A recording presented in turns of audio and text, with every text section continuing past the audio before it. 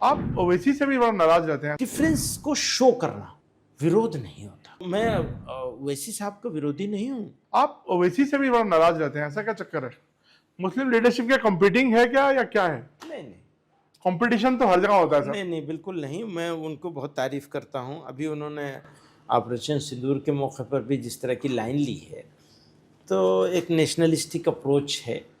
इससे पहले पाकिस्तान में जाकर उन्होंने इस तरह की लाइन ली है। मैं हमेशा पाकिस्तान उसको गए? प्रेस करता हूँ। अच्छा। बहुत पुरानी बात है। एक पार्लियामेंट्री डेलीगेशन गया था, वहाँ उनका किसी स्टूडियो में उनका इंटरव्यू हो रहा था, तो उन्होंने बहुत ज़ोरों से वही बात कही जो मैंने कही थी। थोड़ा डिफरेंट था स्टाइल, उनका स्टाइल डिफरेंट है। वो पढ़े लिखे काबिल आदमी सर आप अपने आप को हमेशा डाउन प्ले में देखता हूँ करते हैं। रियल बात है। मैं इसमें कुछ यानी तंज नहीं कर रहा हूँ, बिल्कुल रियल बात है। तो बहुत काबिल आदमी हैं और पावरफुल भी हैं। तो उन्होंने वो बात, अब डिफरेंस को शो करना विरोध नहीं होता। यस। ये बात हमारे प्राइम मिनिस्टर साहब को भी समझनी चाहिए, सरकार में बैठे हुए लोगों को भी, अपोजिशन में बैठे हुए लोगों को भी, सबको समझनी चाहिए कि अगर हम या कोई भी कुछ विरोध कुछ ऑब्जेक्ट कर रहा है, कुछ एतराज़ कर रहा है, तो इसका ये मतलब नहीं है कि वो तुम्हारा विरोधी है।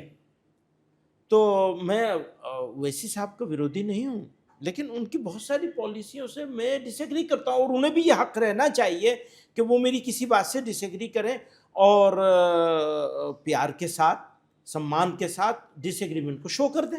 मनभेद नहीं, मनभेद ना हो। मतभेद रखना तो एक जीवित सोसाइटी के लिए उसके जीवित होने का प्रमाण होता है। अगर आप मेरी किसी बात से यहां बैठकर भी डिसएग्री नहीं कर सकते, तो आप जीवित नहीं हैं, अपनी आत्मा के साथ नहीं बैठे हैं। अब मैं नहीं कर सकता तो मेरी आत्मा कहां गई? मंदिर जी, मैंने आपका कहीं पे एक बयान पढ़ा था कि आप कहते हैं कि हमारी किसी से कोई दुश्मनी नहीं है, ना आरएसएस से, ना बीजेपी से, ना सरकार से।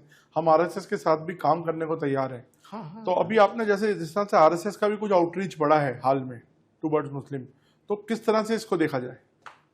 अच्छा है, मतलब इसको बहुत सारे इफ इन बट हैं इसमें अभी भी, लेकिन थोड़ा सा इसको अगर तफसील से बताएंगे, because people want to know the view. देखिए,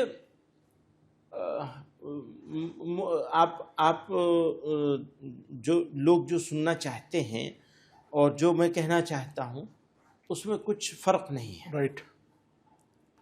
एक मेरा पर्सनल व्यू नहीं है, बल्कि ऑर्गेनाइजेशन की जो सबसे बड़ी हमारा प्रोग्राम होता है, 2023 में हुआ था वो रामलीला ग्राउंड में जी। अभी भी हम करने वाले हैं वो, फिर अक्टूबर नवंबर में फिर करने वाले हैं। तो उस मौके पर हमने रेजोल्यूशन पास किया था, ये कहा था इंगेज होना चाहिए। डिफरेंसेस हैं, उन डिफरेंसेस को मिनिमाइज करने का तरीका डायलॉग के सिवा कुछ नहीं है। जो तरीके से सरसंघ चालक बीच में उन्होंने ज्ञानवापी वाले इशू पर भी एक बात कही थी, वो सराहनीय थी। दूसरी बात अभी भी उन्होंने कुछ कही हैं, उनमें कई बातें ऐसी हैं जिनके ऊपर हम लोग डिस्कस कर सकते हैं, हम लोग अपना आर्गुमेंट रख सकते हैं, कह सकते हैं कि हम इससे एग्री नहीं करते हैं, ये सारी बातें हैं। लेकिन इसके साथ साथ जो उनका ये कोशिश है, उसको सराहा जाना चाहिए डिफरेंसेस के बावजूद। और ये कि कोई भी मौका, अपॉर्चुनिटी मिले मुसलमानों के किसी भी ग्रुप को, हमको मिले, किसी और को मिले, किसी और को मिले, वो किसी को भी चूज करें, क्योंकि ये तो उनकी चॉइस होगी कि वो किसके साथ बैठना पसंद करेंगे।